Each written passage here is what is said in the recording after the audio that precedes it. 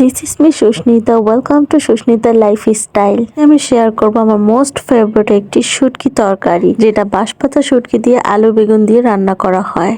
চলুন আমরা রান্নাটা শুরু করে দিই। প্রথমে আমি একটি কড়াই বসিয়ে সেখানে বেশি করে একদম তেল দিয়ে দিচ্ছি, কারণ এটা যত বেশি তেল তেল হবে তত বেশি খেতে ভালো লাগে। তারপর এখানে গোটা রসুন এবং কুচি করে রাখা পেঁয়াজটা দিয়ে হালকা একটু ভেজে নেব। এটা একদমই লাল করে ভাজবো না, জাস্ট একটু নরম করে ভেজে নেব। এটা অনেক বেশি ডিমান্ডেড একটা খাবার, এটা খেতে অনেক অনেক বেশি ভালো লাগে, বিশেষ করে গরম গরম ধোয়া ওঠা ভাত দিয়ে। আজকে আমি এই রান্নাটাতে যে শুটকিটা ইউজ করতেছি সেই শুটকিটাকে অনেকে শিডল শুটকি বলে, অনেকে বাঁশপাতা শুটকি বলে, অনেকে আবার চাপা শুটকিও বলে, অনেকে আবার ফেওয়া শুটকিও বলে। মানে একটা শুটকির অনেক নাম, অনেক অঞ্চলের অনেক দিকে অনেকটা নাম। শুটকিকে কে কি নামে ডাকলো সেটা তো ম্যাটার করে না, শুটকিটা খেতে কতটা বেশি মজা সেটাই ম্যাটার করে। এবং এই শুটকিটা খেতে কিন্তু অনেক অনেক বেশি মজা। এবং এই শুটকি দিয়ে সাধারণত আমরা ভর্তা খেয়ে থাকি বা শুটকির চচ্চড়ি খেয়ে থাকি, কিন্তু এইভাবে বেগুন আলু দিয়ে রান্না করে কিন্তু আমাদের সচরাচর শুটকিটা খাওয়া হয় না।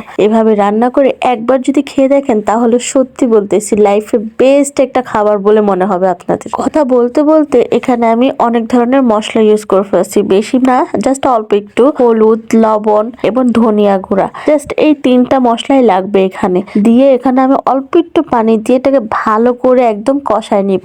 ঢাকনা দিয়ে দিয়ে আবার পানি দিয়ে দিয়ে এইভাবে আমি 10 মিনিট যাবত শুটকিটাকে ভালো করে একদম মশলার সাথে কষাবো। এবং কষাতে কষাতে এটার উপর থেকে তেল বের হয়ে আসবে, এবং যত বেশি কষানো হবে তরকারিটা তত বেশি টেস্ট হবে। তারপর আমি এখানে আগে থেকে কেটে রাখা বেগুন এবং আলুটা দিয়ে দিয়েছি। আপনারা দেখতেই পারতেছেন আমি বেগুনটা এবং আলুটা কতটা ছোট ছোট করে কেটেছি, কারণ এই তরকারিটা আমি চাইতেছি একটু বেগুনটা একদমই সিদ্ধ হয়ে গলে যাবে, তাহলে এই তরকারিটা খেতে আরো অনেক অনেক বেশি মজা লাগে। তো এটাকে এখন আমি ভালো করে একদম মিশিয়ে দিব, মশলার সাথে পুরো ভালোভাবে একদম মিশিয়ে দিতে হবে। জাস্ট এটাকে মশলার সাথে একটু ভালোভাবে মিশিয়ে নিব, আর কিছুই করতে হবে না। এটাকে আমরা কষাবো না, এখন জাস্ট এইভাবে মশলার সাথে মিশিয়ে তারপর আমরা এখানে পানি দিয়ে দিব, কিছুটা পানি দিয়ে দিব, কারণ হচ্ছে এটাকে আমরা পানি দিয়ে ঢাকনা দিয়ে একদম অল্প আঁচে এটাকে অনেকক্ষণ ধরে রান্না করব। এবং এই পানিটা দেওয়ার পর এখন আঁচটাকে একদম মিডিয়াম করে দিতে হবে এবং ঢাকনা দিয়ে ঢেকে দিতে হবে। এখন আমাদের